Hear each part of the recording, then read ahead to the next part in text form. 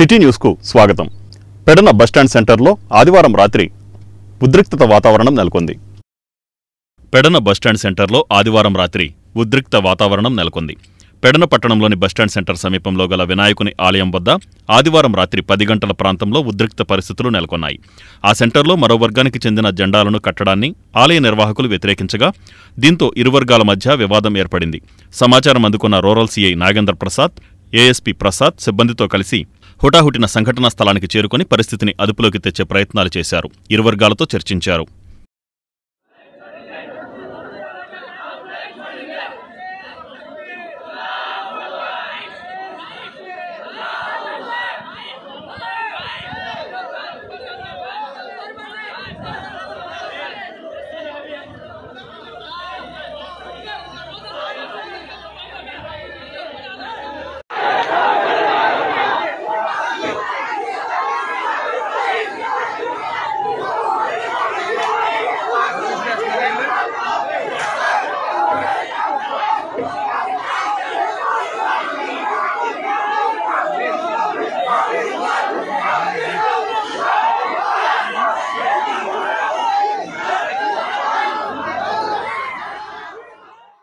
మిలాదున్నబీ పర్వదినాన్ని ముస్లింలు అత్యంత ఆనందోత్సాహాలతో జరుపుకున్నారు.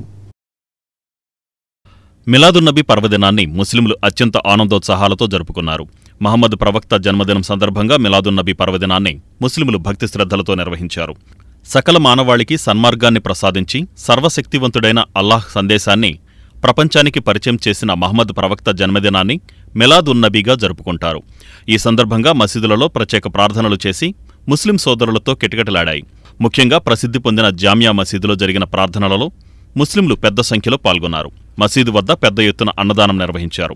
ఈ కార్యక్రమంలో అంజాద్ పాషా, సిలార్దాదా, ఇలియాస్ పాషా, మక్బుల్, ఖాదర్, హఫీజ్, మహమ్మద్ సాహెబ్, తాహెర్, బాజీ, కమిటీ సభ్యులు, మత గురువులు పాల్గొన్నారు.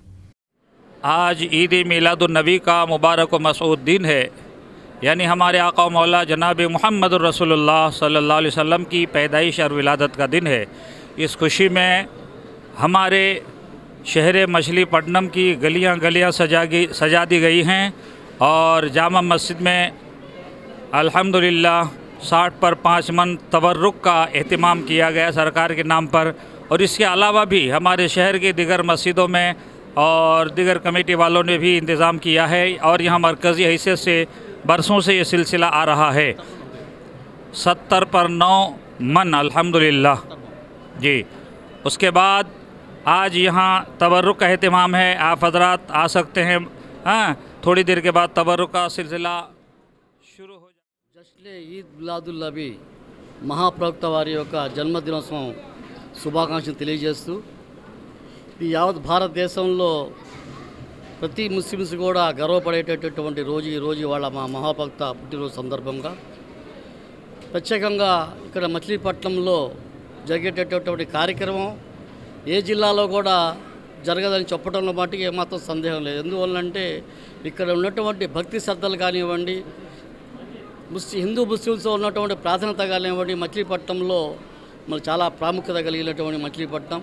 ఈ యొక్క మచిలీపట్నంలో మరి జామియా మసీదులో కొన్ని వేలాది మందికి తబ్రుకు అన్నదానం ప్రసాదాన్ని మరి ఈరోజు ఎంతో ఘనంగా జరుగుతుంది. అదేవిధంగా మరి సాయంత్రం 4:30 గంటలకి జామియా మసీదు నుండి గొప్ప ఊరేగింపు, కుల మతాలకు అతీతంగా ప్రతి ఒక్కళ్ళు కూడా అన్ని పార్టీలకు సంబంధించినటువంటి వ్యక్తులు కూడా దీంట్లో పాల్గొంటారు. కాబట్టి దీంట్లో ప్రతి ఒక్కళ్ళు కూడా పాల్గొనవలసిందిగా మిమ్మల్ని అందరినీ కోరుకుంటున్నాను. ఈ యొక్క జామియా మసీదు నుంచి బయలుదేరేటటువంటి ప్రొసెషను మరి చింత చెట్టు మీద, జవారుపేట మీద నుంచి అదేవిధంగా అన్నప్రసాదాన్ని ఏర్పాటు చేయటం జరుగుతోంది. ఏదైతే మొహమ్మద్ ప్రవక్త సల్లల్లాహు అలైహి వసల్లం వారు ఇచ్చినటువంటి బోధనల్ని ఈ రోజున ప్రతి ఒక్కళ్ళు కూడా మారుతున్న సమాజంలో మారుతున్నటువంటి విధానాల్ని బట్టి ఈరోజు మనం చూసినట్టయితే ఆ రోజున మొహమ్మద్ ప్రవక్త సల్లల్లాహు అలైహి వసల్లం బోధించినటువంటి అన్ని విషయాల్ని మనం ఒకసారి తలుచుకోవాల్సిన అవసరం ఎంతైనా ఉంది. ఈరోజు ప్రపంచవ్యాప్తంగా ఏదైతే మొహమ్మద్ సల్లల్లాహు అలైహి వసల్లం వారి ప్రార్థనలు చేసుకుని అదేవిధంగా ఏదైతే భారతదేశంలో కులాలకు మతాలకు అతీతంగా చేసేటువంటి అన్ని కార్యక్రమాలు అయితే ప్రత్యేకంగా మచిలీపట్నంలో ప్రత్యేకంగా దానికి మత సామరస్యానికి చిహ్నం మచిలీపట్నం అని చెప్పుకోవడంలో ఎటువంటి సందేహం లేదు. అందరూ కూడా కులాలకు మతాలకు అతీతంగా జరిగేటువంటి ఈ కార్యక్రమంలో అందరూ పాలు పంచుకొని ఏదైతే జాయా మసీద్ నుంచి 5 గంటలకి భారీ ర్యాలీతో బయలుదేరిన ఈ ర్యాలీ కోయిన్సిడెంట్ చేసుకుని ప్రత్యేకమైనటువంటి ప్రార్థనలో అందరూ కూడా పాల్గొని అజ్మీర్ బాబా సేవా సమాజం ఆధ్వర్యంలో మహమ్మద్ ప్రవక్త జన్మదినాన్ని ఘనంగా నిర్వహించారు. అజ్మీర్ బాబా సేవా సమాజం ఆధ్వర్యంలో మహమ్మద్ ప్రవక్త జన్మదిన వేడుకలను ఘనంగా నిర్వహించారు. సయ్యద్ బాజీ ఆధ్వర్యంలో జరిగిన ఈ మిలాదున్ నబీ వేడుకలలో సయ్యద్ పీర్ పవిత్ర ఖురాన్ పఠించి లోక కళ్యాణార్థం ప్రత్యేక ప్రార్థనలు చేశారు. వైజ్మెన్ క్లబ్ ఆర్డీ ప్రతినిధి నొన్న సత్యప్రసాద్ జెండా ఆవిష్కరించారు. ఈ సందర్భంగా విద్యార్థులకు పుస్తకాలు, పెన్నులు పంపిణీ చేశారు.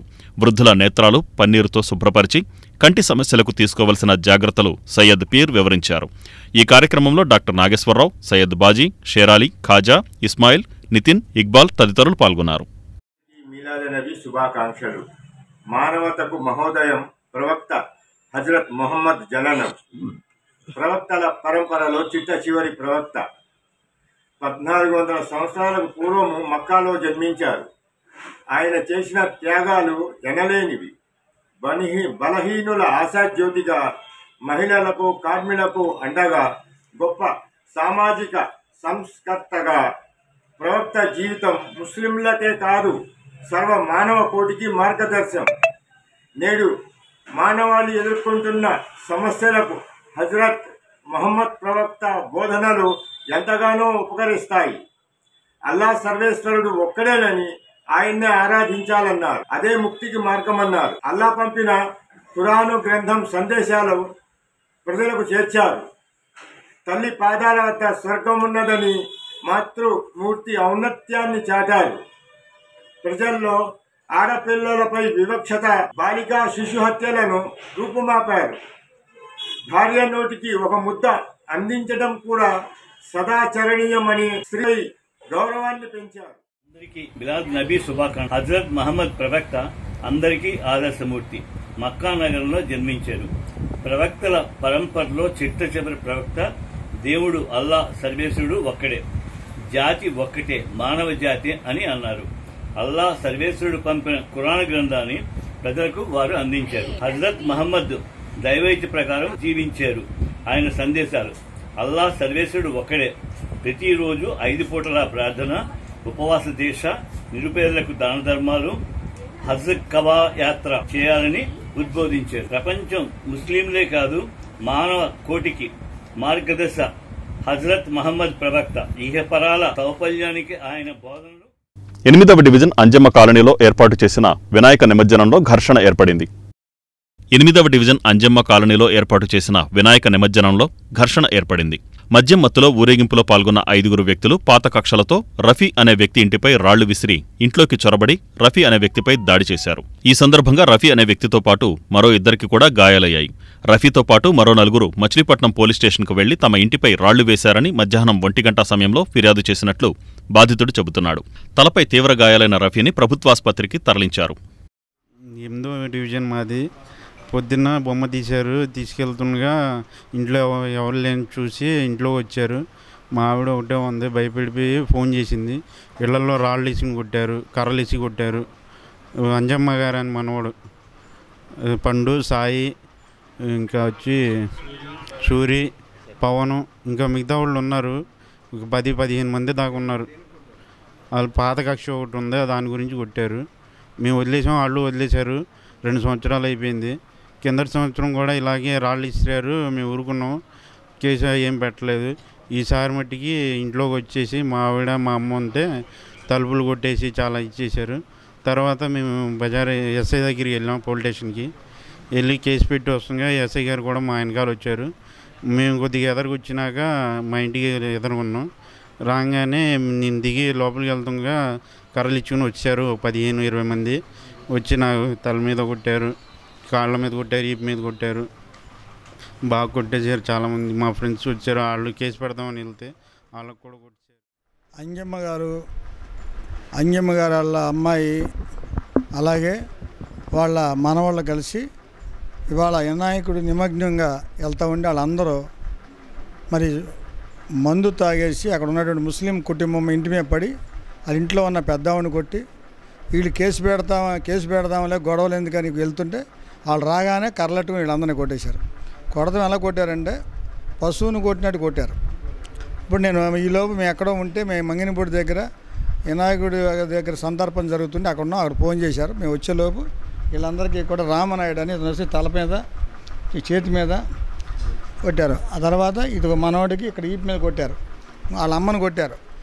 ఇలా ఇష్టమైనట్టు కొట్టేస్తే మళ్ళీ వీళ్ళు ఎక్కడ తొందరపడి మళ్ళీ అవతల మీదకి వెళ్తారు అని చెప్పి మేము మాట్లాడి సిఐ గారికి ఎస్ఐ గారిని తీసుకొచ్చి ఎస్ఐ గారి ముందు కొట్టారు. ఎస్ఐ గారి ముందు దారుణంగా కొట్టారు. ఆ విషయాన్ని మేము మళ్ళీ కేసు పెట్టి రిపోర్ట్ పెట్టాం. గొడవలుగా వెళ్తే గొడవ 10 గొడవలుగా మారుతాయని చట్ట ప్రకారంగా యాక్షన్ తీసుకోవాలని చెప్పి సిఐ గారికి ఎస్ఐ గారికి రిపోర్ట్ చేయడం. మా ఫ్రెండు మేము కలిసి పని చేసుకున్న వాళ్ళు రఫియాన్ కుర్రాడు ఇంటిపైకి అంజమ్మ మనవాళ్ళు అంటారు ఎవరో నాకైతే వాస్తవంగా తెలియదు. అంజమ్మ మా ఇంటి మీద గొడవకు వచ్చారు రామనాయుడు రా అని అన్నారు. మేమైతే గొడవకైనా సరి చేయడానికి వెళ్ళాం తప్ప వాళ్ళ మీద గొడవకైతే మేము వెళ్ళలేదు. మేము వెళ్ళే టైంలో పరాస్పేట సెంటర్లోకి వెళ్ళే టైంలోనే మళ్ళీ రఫీ ఫోన్ చేసి మేము పోలీస్ స్టేషన్కి వస్తాం రామనాయుడు అనగానే మేము పోలీస్ స్టేషన్లోనే అయిపోయాం. చిల్లపూడి పోలీస్ స్టేషన్కి ఆగగానే మేము కేసు పెట్టాం. కేసు పెట్టిన తర్వాత రూల్ ప్రకారంగా దాన్ని ఏమంటారంటే ధర్మ ప్రకారంగా వెళ్దాం అనుకొని ఉన్నాం. మేము ఆ టైంలో మేము ఎస్సీ గారికి కేసు పెట్టాం, లెటర్ రాసాం. వచ్చిన దగ్గరకు ఎస్సీ గారు అన్నారు మా గొడవ అయిన ప్లేస్ దగ్గరికి పదండి అసలు ఏం జరిగిందో చూద్దాం అని అన్నారు. అప్పుడు మేము అందరం వెళ్ళాం కలిసి. వెళ్తాడికి ఫస్ట్ పాపం రఫీ ఉన్న వాళ్ళ అమ్మగారిని వాళ్ళ పిన్ని గారిని వాళ్ళు కొట్టారు. మేము వెనకతల బండి మీద ఉన్నాం. మేము దిగేలోపు మేము ఆపాం. కనీసం 10 నిమిషాల వరకు ఆపాం. అప్పుడు ఆపుతాం మీరు ఆపుతారని మమ్మల్ని కూడా కొట్టారు. మేము ఒక దెబ్బ కూడా వాళ్ళు కొట్టలేదు. ఎందుకంటే వాళ్ళకి మాకు పగలు లేవు కాబట్టి మేము కొట్టలేదు. అసలు మాకు కొట్టడం కూడా మాకు రాదు కూడా వాసన చెప్పాలి మాకు. ఎందుకంటే ఫస్ట్ నుంచి మాకు గొడవ పడడం మాకు ఇష్టం లేదు. ఎందుకంటే ఒకళ్ళు గొడవ పెంచుకుంటూ పోతే చాలా గొడవలు అవుతాయి కాబట్టి. మచిలీపట్నాన్ని సుందర నగరంగా తీర్చిదిద్దేందుకు అందరూ సహకరించాలని రాష్ట్ర మంత్రి కొల్లు రవీంద్ర విజ్ఞప్తి చేశారు. మచిలీపట్నాన్ని సుందర నగరంగా తీర్చిదిద్దేందుకు అందరూ సహకరించాలని రాష్ట్ర మంత్రి కొల్లు రవీంద్ర తెలిపారు. 3 స్తంభాల సెంటర్లో ఎస్ఎస్ఆర్ హోటల్ ప్రారంభం సందర్భంగా నిర్వహించిన వితరణ కార్యక్రమంలో మంత్రి రవీంద్ర పాల్గొన్నారు. ఈ సందర్భంగా హోటల్ నిర్వాహకులు వరద బాధితుల సహాయార్థం ₹1,00,000, అన్నా క్యాంటీన్ నిర్వహణకు ₹1,00,000 మంత్రి రవీంద్రకు అందజేశారు. అలాగే జనసేన పార్టీకి ₹50,000 విరాళాన్ని ఆ పార్టీ నాయకుడు మాదివాడ రాముకు అందజేశారు. ఈ కార్యక్రమంలో మాజీ ఎంపీ కొనకళ్ల నారాయణరావు, టీడీపీ రాష్ట్ర ఉపాధ్యక్షుడు బోరగడ్డ వేదవ్యాస్, పెడన ఎమ్మెల్యే కాగిత కృష్ణప్రసాద్, మాజీ మున్సిపల్ చైర్మన్ శిలార్దాదా, జనసేన నాయకుడు కొరియర్ శ్రీను తదితరులు పాల్గొన్నారు. సముద్రంలోకి వెళ్ళి స్నానం చేసినా కూడా ఇబ్బంది లేకుండా లేటెస్ట్ డిజైన్ ఒకటి చూపించారు వాళ్ళు. అదేంటంటే లోపల సముద్రం లోపలనే ఒక వాల్ కడతా ఉన్నారు. ఆ వచ్చే అలని అది ఆపేసి ఈ లోపలంతా కూడా కావాల్సిన హైట్గా డ్రెడ్జింగ్ చేస్తారు. కాబట్టి ఎవరు కూడా ఎంత లోపలికి వెళ్ళినా ఆ రాళ్ళు దాటి వెళ్తే చేయలేం, కానీ రాళ్ళు లోపల ఎంత లోపలికి వెళ్ళినా కూడా ఇబ్బంది ఉండదు. అలాంటి డిజైన్ ఇప్పుడు తయారు చేస్తున్నారు. అది ఒక 4 రోజుల్లో తయారైన తర్వాత ఎంపీ గారిని కూడా తీసుకుని బాలస్వామి గారిని కూడా తీసుకెళ్ళి తప్పకుండా ఆ టూరిజం ప్రాజెక్ట్ని మన మచిలీపట్నానికి వచ్చేదాకా తప్పకుండా కృషి చేస్తాం. అలాంటి వస్తే ఇంకా మనకి చాలా స్కోప్ ఉంది. మనకి ఇండస్ట్రీ పరంగా పోర్టు పరంగా వస్తుంది, ఆటోమేటిక్ ఇండస్ట్రీస్ వస్తాయి, టూరిజం కూడా మనకి చాలా వస్తుంది. దాన్ని కూడా మనం చేసుకెళ్తే మంచి భవిష్యత్తు ఉంటుంది. మరి ఇవన్నీ కూడా జరగడానికి అందరూ సపోర్ట్ కావాలి. ఇవాళ మొన్నే అన్నా క్యాంటీన్ ఓపెన్ చేసాం ఎదురుగుండాని. ఇవాళ దానికి ₹1,00,000 ఇచ్చినందుకు ఒకసారి గట్టిగా మనం ధన్యవాదాలు తెలియజేస్తున్నాం. పార్టీలకు ఇచ్చేది కాదు, పేద ప్రజల కోసం అన్నదానం కోసం ఇస్తున్నందుకు మరొకసారి మీకు హృదయపూర్వక ధన్యవాదాలు తెలియజేస్తున్నాను. మరి తప్పకుండా మా అందరూ సపోర్ట్ ఉంటుంది. గతంలో బందర్లో వచ్చి ఏదైనా స్టార్ట్ చేయాలని భయపడేవాడు. స్వేచ్ఛగా ఎవరైనా రావచ్చు, ఏదైనా స్టార్ట్ చేసుకోవచ్చు, ఎవరిని మేము ఇబ్బంది పెట్టాం. మేము ఎవరైనా కూడా, ఎందుకంటే గతంలో చూసాం ఒక ఫ్లాట్ వేసుకొని భయపడిపోయాడు, ఒక బిల్డింగ్ కట్టాలని భయపడిపోయాడు. ప్రజా సమస్యల పరిష్కారమే కూటమి ప్రభుత్వ లక్ష్యమని రాష్ట్ర మంత్రి కొల్లు రవీంద్ర అన్నారు. ప్రజా సమస్యల పరిష్కారమే కూటమి ప్రభుత్వ లక్ష్యమని రాష్ట్ర మంత్రి కొల్లు రవీంద్ర పేర్కొన్నారు. టీడీపీ నియోజకవర్గ కార్యాలయంలో ఆయన ప్రజా దర్బార్ నిర్వహించి ప్రజల నుంచి అర్జీలు స్వీకరించారు. నియోజకవర్గంలో వివిధ ప్రాంతాల నుంచి పెద్ద ఎత్తున విచ్చేసిన ప్రజల నుంచి అర్జీలు స్వీకరించిన రాష్ట్ర మైన్స్, జియాలజీ, ఎక్సైజ్ శాఖ మంత్రి కొల్లు రవీంద్ర వారి సమస్యలు విని కొన్నింటిని అధికారులతో మాట్లాడి వెంటనే పరిష్కరించారు. మరికొన్నింటిని సత్వరమే పరిష్కరించాలని సంబంధిత అధికారులను ఆయన ఆదేశించారు. వారానికి ఒకసారి ప్రజా దర్బార్ నిర్వహించి ప్రజల నుంచి అర్జీలు స్వీకరించే కార్యక్రమం నిర్వహిస్తామని ఆయన తెలిపారు. టీడీపీ నాయకుడు గొర్రెపాటి గోపీచంద్, ఎం బాబాప్రసాద్, జనసేన నియోజకవర్గ ఇన్ఛార్జి బండి రామకృష్ణ, పలువురు టీడీపీ, జనసేన నాయకులు ఈ కార్యక్రమంలో పాల్గొన్నారు. ఇవాళ ఒక నమ్మకం రాష్ట్ర ప్రభుత్వం మీద ప్రజలు చూపిస్తూ ఉన్నారు. ఎందుకంటే అన్ని సమస్యలు ఇవాళ రాష్ట్రం అన్ని విధాలా కూడా గత ప్రభుత్వంలో చేసినటువంటి కార్యక్రమాల వల్ల నష్టపోయి ఉన్నారు. ఇవాళ అవన్నీ కూడా కొంత ఆశలు చిగురిస్తూ ఉన్నాయి. మరి ఇవాళ మొన్న వరదలు చూసాం. పెద్ద ఎత్తున ఈ వరదల్లో కృష్ణా జిల్లా, ఉమ్మడి కృష్ణా జిల్లా దాదాపు మొత్తం కూడా జలమయం అయిపోయినాయి. పంటలు కూడా పెద్ద ఎత్తున దెబ్బతిన్నాయి. విజయవాడలో అయితే అటు కృష్ణానది నుంచి వచ్చినటువంటి వరద రికార్డు స్థాయిలో ఎప్పుడూ రానంత వరద వచ్చింది. 11,50,000 క్యూసెక్ల వాటరు మరి శ్రీశైలం బ్యారేజ్ నుంచి రిలీజ్ అయ్యి కృష్ణకు వస్తే, ప్రకాశం బ్యారేజ్ దగ్గర కూడా మరి చాలా 1170 దాని కెపాసిటీ, ఆ గేట్ల కెపాసిటీ 1170 దాటితే గేట్ల పైనుంచి పొంగే పరిస్థితి వస్తుంది. మన అదృష్టం 11,50,000 క్యూసెక్లతోనే రావడం. అయినా కూడా మన వాళ్ళు ఎక్కడికక్కడ చాలా పకడ్బందీగా కాపులా కాశారు. లాస్ట్ గవర్నమెంట్లో వాళ్ళు కట్టల బలోపేతానికి ఏమి చేయాల, ఇంకా పైగా కట్టల మీద మట్టి కూడా ఎత్తుకుపోయారు. మన ఏదైతే ప్రకాశం బ్యారేజీ దిగువ అంతా కూడా తెల్లవారులు కాపలా కాసి ఇసుక మూటలు పెట్టుకుని మిషన్లు పెట్టుకుని ఎక్కడన్నా ఓళ్ళ పడతా ఉంటే ఇమ్మీడియట్గా స్పందించి ఆ ఓళ్ళ పూడ్చడం వల్ల పెను ప్రమాదం ఈ ప్రకాశం బ్యారేజ్ డౌన్లో మనకు ఇటు ఉయ్యూరు కానీ, అలాగే తోట్లవల్లూరు కానీ, ఇటు రేపల్లి కానీ, అవినిగడ్డ కానీ, లంకల భూములు కానీ, ఇవన్నీ కూడా, అట్లాగే మచిలీపట్నం, ఇటు వాడపాలెం, యాదర, ఈ గ్రామాలన్నీ కూడా మనం కాపాడుకోగలిగాం.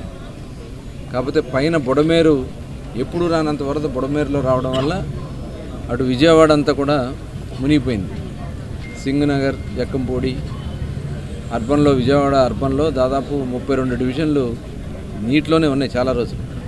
సాక్షాత్తు ముఖ్యమంత్రి గారు అక్కడే ఉండి సాధారణ స్థితి వచ్చే వరకు మరి పడినటువంటి బుడమేరు మీద పడినటువంటి కట్ట మీద అక్కడ గండ్లు కూడా యుద్ధ ప్రాతిపదిన వర్షం పడుతూ ఉన్నా, వరద వస్తూ ఉన్నా మరి అక్కడ కూర్చడం జరిగింది. అలాగే ఆ బుడమేరు వాటర్ అంతా కూడా విజయవాడ నుంచి అవన్నీ కూడా మొత్తం గన్నవరం, గుడివాడ, అటు పెనమలూరు, కొల్లేరు వరకు కూడా, ఇంకా కొల్లేరులో ఇంకా ఇప్పటికీ వాటర్ ఉన్నాయి లంక గ్రామాల్లో. ఈ వాటర్ అంతా కూడా కేవలం వైఎస్ఆర్ పార్టీ నాయకులు చేసినటువంటి ఒక దురాలోచనల వల్ల అటు పోలవరం రైట్ కెనాల్ మీద ఉన్నటువంటి మట్టి అంతా కూడా అమ్ముకున్నారు. ఆ మట్టితోనే ఆ కట్టలు కానీ బలోపేతం చేసినట్టయితే ఇవాళ ఇంత విపత్తి సంభవించేది కాదు, ఇంతమంది నష్టపోయేవాళ్ళు కాదు.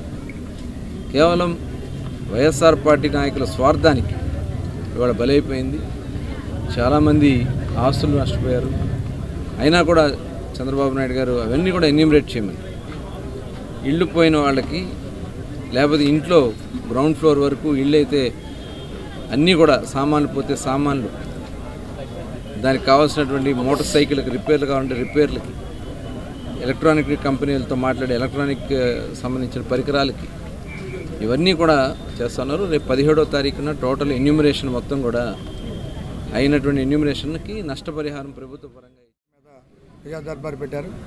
ఈ యొక్క సమస్యలు ఏంటంటే అనేక మంది కుటుంబ సమస్యలతో, ఉద్యోగంలో సమస్యలు, కంపెనీలకి అర్జీ పెట్టుకుంటే అధికారులు పట్టించుకోకపోతే వెంటనే మాట్లాడి చేయటం, ఈ చూస్తున్నాం. ఇది టిక్కో ఇళ్ళు రావటం, వాళ్ళకేమో డబ్బులు తీసుకుని గత ప్రభుత్వం వాళ్ళకి ఏమాత్రం పని చేయకపోవడం వల్ల ఆ సమస్యలతో ఉన్నారు. ఎక్కడికక్కడ అధికారులు కొంతమంది మరి చేయకపోవడం వల్ల వాళ్ళు ఇబ్బంది పడుతున్నారు. గత ప్రభుత్వం తీసుకున్న నిర్ణయాల వల్ల, ఎందుకంటే వాళ్ళు ఏమీ పని చేయలేదు. మరి రూరల్ నుంచి కూడా అనేక మంది సమస్యలతో వస్తున్నారు. వాళ్ళకి పొలాలు తీసుకున్నారండి, మాకు పోర్టుకి భూములకి డబ్బులు రాలేదని చెప్పి వస్తే అవన్నీ కూడా సాల్వ్ చేస్తాం. ఇది చాలా మంచి అటువంటి కార్యక్రమం. ప్రజలకి నాయకుడు దగ్గర అవ్వటం, ప్రజలు డైరెక్ట్గా నాయకుడు చెప్పుకుంటాం, వెంటనే అధికారులతో మాట్లాడటం జరుగుతుంది. ఇవన్నీ కూడా 80-90% సాల్వ్ అవుతున్నాయి. లేదంటే వారం రోజులు అది సాల్వ్ చేస్తున్నారు. ఇది చాలా మరి కూటమి ప్రభుత్వానికి మేమందరం కూడా రుణపడి ఉంటాం.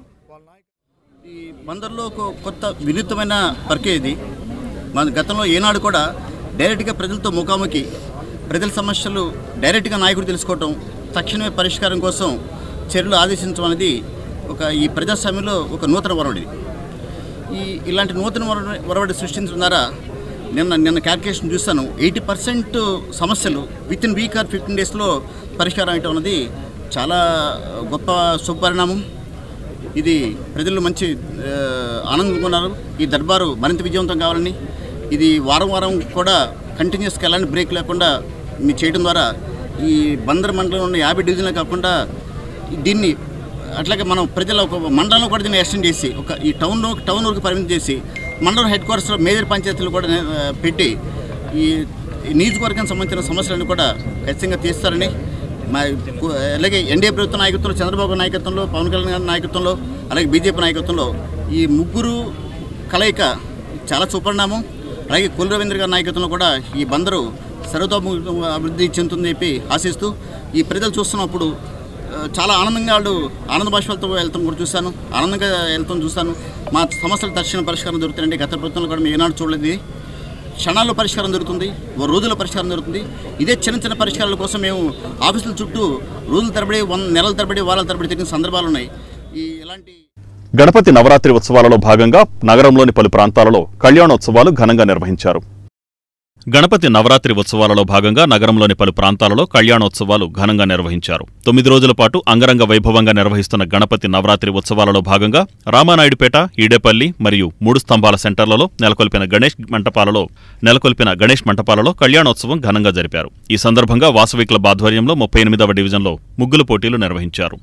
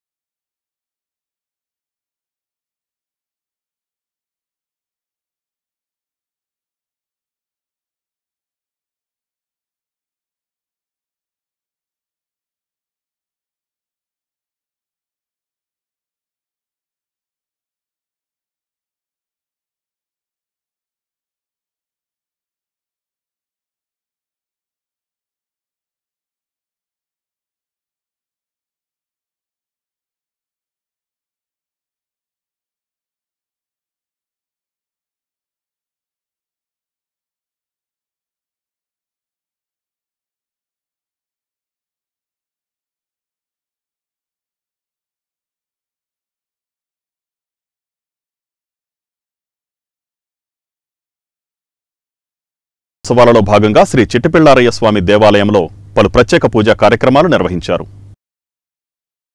శ్రీ గణపతి నవరాత్రి మహోత్సవములలో భాగంగా బుట్టాయిపేట శ్రీ చిట్టిపిళ్లారయ్య స్వామి దేవాలయంలో విష్ణుభట్ల సూర్యనారాయణ శర్మ ఆధ్వర్యంలో శ్రీ వల్లమాంబ సమేత గణపతి స్వామికి ఊంజల సేవ సహస్ర దీపాలంకరణ కార్యక్రమం నిర్వహించారు. ఈ కార్యక్రమంలో భక్తులు అధిక సంఖ్యలో పాల్గొన్నారు. రాష్ట్ర మంత్రి కొల్లు రవీంద్ర మరియు మాజీ మున్సిపల్ చైర్మన్ మోటమరి బాబాప్రసాద్, దేవాలయ అర్చకులు ఘంటసాల మురళీమోహన్ శర్మ, జల్దు కృష్ణారావు, కంతేటి రాము, చలంకుర్తి ప్రభాకర్, మాదిరెడ్డి అంజిబాబు, శివప్రసాద్, హనుమకొండ సాయిబాబు తదితరులు పాల్గొన్నారు.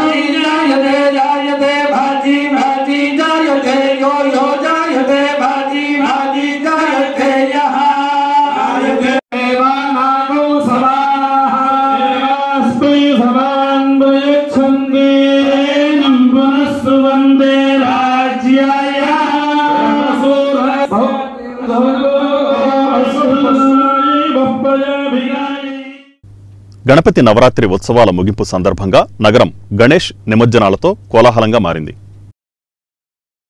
గణపతి నవరాత్రి ఉత్సవాల ముగింపు సందర్భంగా నగరం గణేష్ నిమజ్జన ఊరేగింపులతో కోలాహలంగా మారింది. నగరంలోని వివిధ ప్రాంతాలలో వినాయక చవితి సందర్భంగా ఏర్పాటు చేసిన గణేష్ మంటపాలలో గణపతి విగ్రహాలను భారీ ఊరేగింపులతో నిమజ్జనానికి తరలించారు.